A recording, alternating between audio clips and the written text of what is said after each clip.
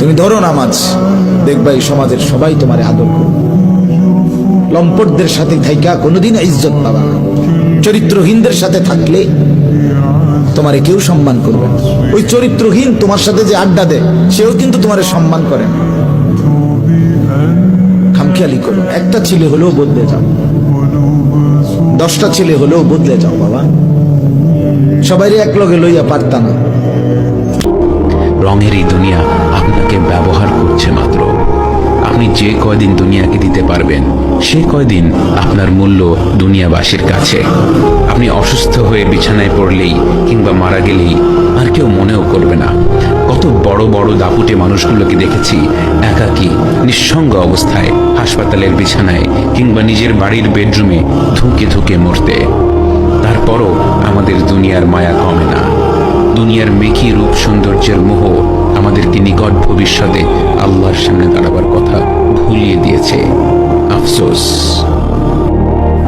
তুমি কি জানো উম্মত, আমি 23টা বছর টানা তোর জন্য কেঁদেছিলাম উম্মত। আমি এমন কাঁদছি রে উম্মত তোদের জন্য। আশার নামাজের পরে দাঁড়াইছি, ফজরের আজান পর্যন্ত আমি আমার মালিকের কাছে তোদের জন্য উম্মতের জন্য চোখের পানি ফেলে কাঁদছিলাম। আমার এত চোখের পানি তোর দিল গলাইতে পারলো না। ইসলাম শিখিয়েছে শেষ নিঃশ্বাস পর্যন্ত তোমাকে লড়ে যেতে হবে। এই পৃথিবীতে কেউ কাউকে জায়গা করে দেয় না, জায়গা করে নিতে হবে।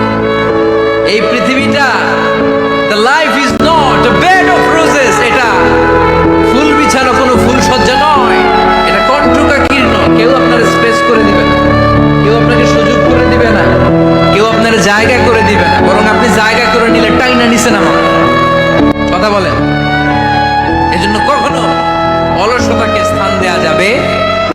স্বামী বলছে পর্দা করো, তোমাকে ভালোবেসে বলছি তুমি পর্দা করো, তুমি আমার অনেক প্রিয় একজন মানুষ, তুমি বেপর্দায় বাইরে যাবা, লোকজন দেখবে, কেমন হয়?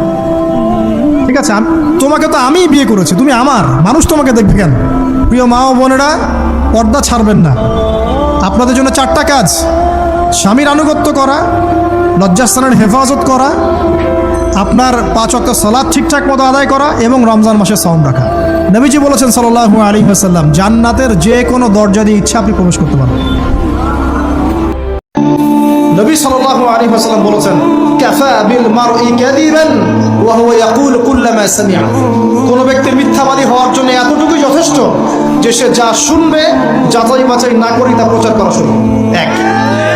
2 নাম্বার, রাসূল সাল্লাল্লাহু আলাইহি ওয়াসাল্লামকে আল্লাহ পাক বলেছেন, ইয়া আইয়ুহাল্লাযীনা আমানু, হে মুমিনগণ, আপনারা খুব ভালো করে শোনেন, ইন জাআকুম ফাসিকুম বিনাবাইন ফাতাবায়ানু।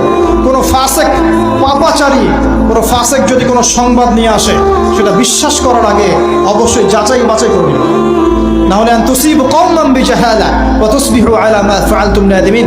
না হলে তোমরা অজ্ঞতাবশত এমন পদক্ষেপ নিয়ে ফেলবে যার ফলশ্রুতিতে তোমাদেরকে অনুতপ্ত। ইসলাম শিখিয়েছে শেষ নিঃশ্বাস পর্যন্ত তোমাকে লড়ে যেতে হবে। এই পৃথিবীতে কেউ কাউকে জায়গা করে দেয় না, জায়গা করে নিতে হবে। এই পৃথিবীটা, the life is not a bed of roses, এটা ফুল বিছানো কোনো ফুল সজ্জা নয়, এটা কণ্ঠকাকীর্ণ। কেউ আপনার স্পেস করে দিবে না, কেউ আপনাকে সুযোগ করে দিবে না, কেউ আপনার জায়গা করে দিবে না, বরং আপনি জায়গা করে নিলে টাইনা নিছেন আমার কথা বলেন। এজন্য কখনো অলসতাকে স্থান দেয়া যাবে